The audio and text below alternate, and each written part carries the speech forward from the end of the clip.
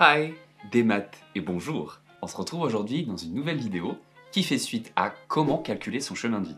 Donc pour rappel, si tu souhaites à nouveau la consulter ou si tu souhaites tout simplement calculer ton chemin de vie ou celui de quelqu'un que tu connais, je t'invite à consulter la vidéo. Donc normalement le lien doit être quelque part par ici. Petite parenthèse, j'ai remarqué que sur les premières vidéos le son était pas terrible. Je sais pas pourquoi c'est sorti comme ça à l'export, mais c'est pas folichon, moi ça me plaît pas, c'est pas terrible. Donc normalement cette fois ce sera censé être meilleur. Si tu es natif du chemin de vie 1, ou si tu connais quelqu'un qui fait partie de ce chemin de vie et que tu souhaites en apprendre davantage, tu es sur la bonne vidéo. Alors, la chose à noter pour le parcours du natif du chemin de vie 1, c'est que sa vie, son existence en globalité va être découpée en 3 parties. On va avoir la première partie de la naissance jusqu'à à peu près 29-30 ans, où c'est la première période que le natif doit expérimenter, c'est la phase d'autonomisation.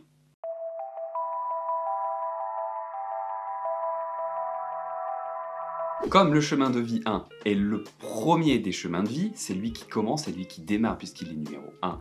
On commence par le numéro 1. Et ben il va démarrer sur les chapeaux de roue puisque dès sa première période de vie, donc de sa naissance jusqu'à 30 ans, on va lui demander en fait tout simplement de rompre des schémas établis. Comment ça va se manifester ? En fait, dans cette première période, on va demander au natif d'être en mesure, d'être capable en fait de couper certains liens affectifs et sociaux. Sur la première période de vie, on va souvent remarquer, je dis pas que c'est tous les natifs, mais on va dire à plus de 95% au moins, la plupart se verront être obligés de rompre par exemple avec certains membres, voire toute sa famille, avec certaines amitiés parfois de longue date, avec certains schémas, avec certains comportements, avec certaines habitudes, voire même carrément toute une éducation, toute une culture.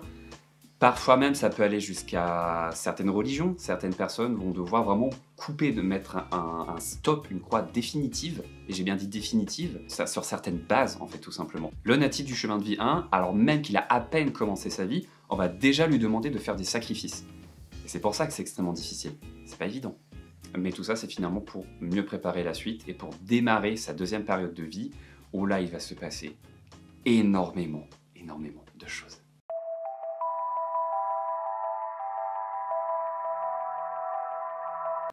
Donc la période cœur de vie va démarrer aux alentours de 29-30 ans. Je dis aux alentours parce que voilà, c'est pas à tel âge précisément, à 29 ans on va avoir tel événement, à 30 ans on va avoir tel événement.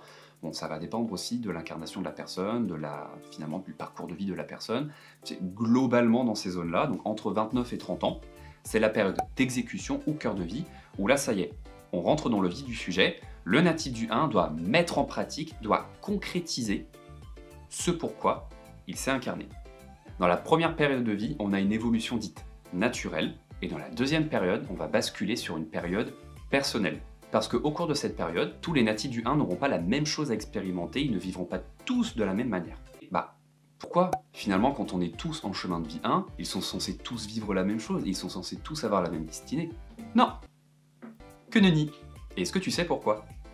Eh bien tout simplement parce que chaque natif du chemin de vie 1 a une incarnation propre, qui dépend de ses vies antérieures et de son karma. C'est au cours de cette période que le natif du 1 doit apprendre ce que moi j'aime bien appeler une leçon primordiale, c'est-à-dire une grosse blessure karmique, une grosse blessure au niveau de l'incarnation qui n'a pas été apprise ou une blessure qui n'a pas été guérie dans des vies antérieures et qu'il doit maîtriser ou guérir. Il aura pour mission en fait tout simplement de concrétiser, de réaliser toutes ses idées les plus folles, toutes ces idées on va dire les plus personnelles. Ne pas hésiter à sortir des sentiers battus, à sortir des cases, voire même à créer des nouvelles cases, à créer de nouveaux codes. Le natif du 1 est le leader, est le pionnier, est celui qui crée les idées, est celui qui innove, est celui qui ambitionne, voire même, selon les parcours de vie, carrément quelqu'un qui révolutionne. Et en cas de victoire, en cas de succès dans ses entreprises, il doit absolument, entre guillemets, il doit être fier de ses réalisations, mais parce qu'il y a toujours des mais, de toute façon, il doit absolument faire preuve d'humilité. Quand je dis doit, c'est pas une obligation, mais parce que ça fait partie de son incarnation, va réussir, mais devra rester humble, avant toute chose. Du coup, je pense que tu l'auras compris, c'est une période de vie qui est relativement très active.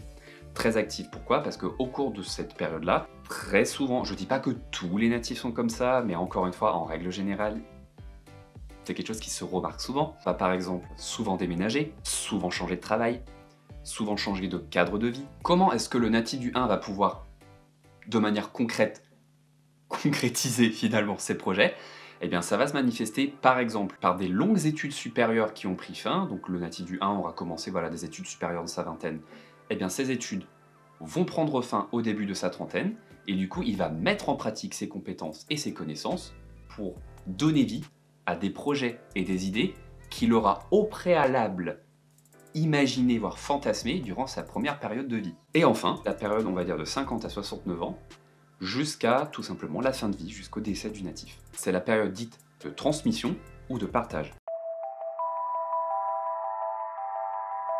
On va dire qu'après sa période très active, où voilà, pendant à peu près une vingtaine, une trentaine d'années, il a couru partout, il était à gauche, à droite, il partait dans tous les sens, il donnait de la tête partout, on récolte un petit peu les fruits de son très dur labeur, et c'est tout simplement la phase de transmission. C'est-à-dire plutôt sur la fin de sa vie, à transmettre des conseils, à transmettre peut-être des astuces, voire même être dans la transmission en termes... je vais pas dire qu'il va devenir enseignant. Voilà, il sent la nécessité de rendre ce qu'il a pu acquérir, donc il va le rendre par le biais notamment de cette transmission et de ce partage. Il y a une astuce pour savoir ce que le natif du 1 est censé vivre au cours de son parcours. Alors tu vas pas connaître tout dans les détails, mais on va dire qu'il y a des âges à peu près, des périodes clés où certaines choses sont censées arriver. Lorsqu'il aura environ 9 ans, 19 ans, 28 ans, 37 ans, 46 ans, 55 ans, 64 ans, 73 ans, 82 ans, et un peu plus tard, 91 ans, et s'il a même la chance d'être centenaire, à 100 ans. Donc ce sont des âges clés, des âges un peu carrefour, à vivre des bouleversements au cours de sa vie, et quand je dis bouleversements, c'est vraiment des choses importantes qui vont le marquer au niveau émotionnel, qui vont marquer sa vie, qui vont donner le là pour les prochaines étapes de son incarnation.